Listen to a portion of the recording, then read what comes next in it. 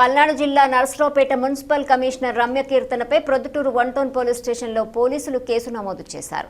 ప్రొద్దుటూరు 2కు చెందిన అశ్వితి అనే మహిళ తన కుమారుడు చదువుతున్న ప్రైవేటు పాఠశాల వద్దకు వెళ్లి తన కుమారుడు సైన్స్ సబ్జెక్టులో సరిగా చదవటం లేదని హెడ్ మాస్టర్తో చెప్పడంతో సదరు సబ్జెక్ట్ టీచర్ అయిన లీలావర్ధిని హెడ్ మాస్టర్ పిలిచి మందలించాడు. దీంతో లీలావతిని తనకు స్నేహితురాలు అయిన మున్సిపల్ కమిషనర్ రమ్యకీర్తనకు జరిగిన విషయం తెలిపింది. మున్సిపల్ కమిషనర్ రమ్యకీర్తన స్టూడెంట్ తల్లి అయిన అశ్వతికి మార్చి 11వ తేదీ వాట్సాప్ కాల్ చేసి తన స్నేహితురాలు లీలావర్ధినిపై హెడ్ మాస్టర్కు ఎందుకు ఫిర్యాదు చేశామని, మరోసారి ఈ విధంగా చేయకూడదంటూ మున్సిపల్ కమిషనర్ తనను ఫోన్ ద్వారా బెదిరించిందని అశ్వతి పోలీసులను ఆశ్రయించింది.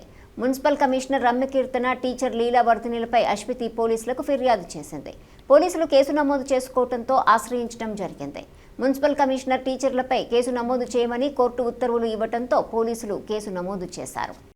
2020 సంవత్సరం మార్చి 11వ తేదీన ఈ కేసులో ఫిర్యాదురాలైన అశ్విత తన గోపీకృష్ణ స్కూల్లో వాళ్ళ బాబు 4th క్లాస్ అవుతూ ఉంటాడు. ఆ సమయంలో ఆ బాబుకు సైన్స్లో మార్పు తక్కువ వచ్చిన ఉద్దేశంతో పేరెంట్స్ మీట్లో అశ్విత వాళ్ళ క్లాస్ టీచర్ అయినటువంటి నీలవర్ధిని మేడం మీద గోపీకృష్ణ యాజమాన్యానికి ఫిర్యాదు చేయడం జరిగింది.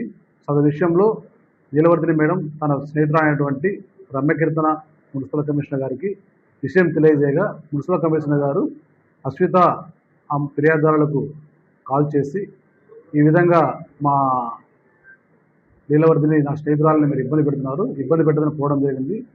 సదరు విషయమై వాళ్ళ భర్త 1 టౌన్ పోలీసులో కానిస్టేబుల్ పనిచేస్తున్న నాగిరెడ్డి ఆ సమయంలో పోలీస్ స్టేషన్ ఫిర్యాదు చేయడం జరిగింది. ఆ ఫిర్యాదులో సరిగా స్పందించలేని ఉద్దేశంతో అతను ప్రైవేట్ కంప్లైంట్ వేయడం జరిగింది. కోర్టు యొక్క ఉత్తర్వుల మేరకు నిన్న మేము రమ్యకీర్తన మేడం మీద, నీలవర్ధిని మేడం మీద కేసు రిజిస్టర్ చేయడం జరిగింది. కేసు విచారణ దశలో ఉంది. తదుపరి పూర్తి వివరాలు తెలియజేస్తాం.